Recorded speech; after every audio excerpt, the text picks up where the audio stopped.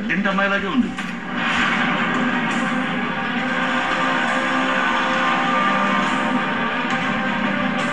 చూడమ్మా,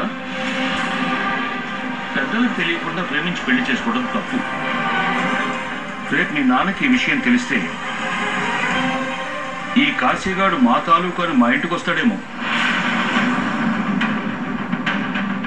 అలాంటిది ఏమీ లేదని ముందుగానే చెప్తే మంచిది. మీ నాన్న ఎవరో చెప్పమ్మా, నేను అతనితో మాట్లాడతాను.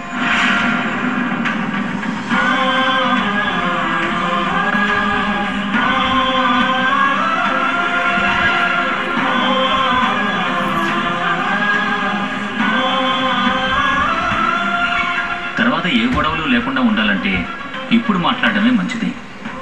నేను అన్నీ ఆలోచించానురా. పెళ్లి జరగకముందు జాగ్రత్త పడాలి, కానీ 3 ముళ్ళు మెళ్ళో పడిన తర్వాత ఇంకా జాగ్రత్త పడటానికి ఏం మిగలదు. దాసుని ఇంటికి రానివ్వద్దు అన్నాను. రాఖీ పండగ అంటూ వాడి కొడుకును కూడా ఇంటికి తీసుకొచ్చాడు. పర్మిషన్ ఇవ్వటం నా తప్పే. నేను చేసిన తప్పుకి ఇదిగో ఇదే దానికి శిక్ష. ఇదే దానికి శిక్ష.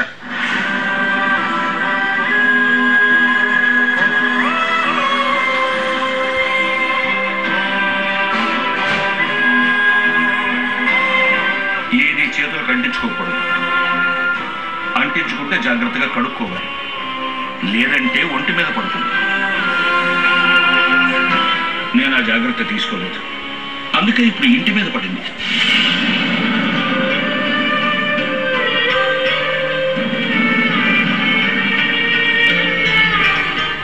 ఇప్పుడు ఇంకా తొందరపడకూడదు.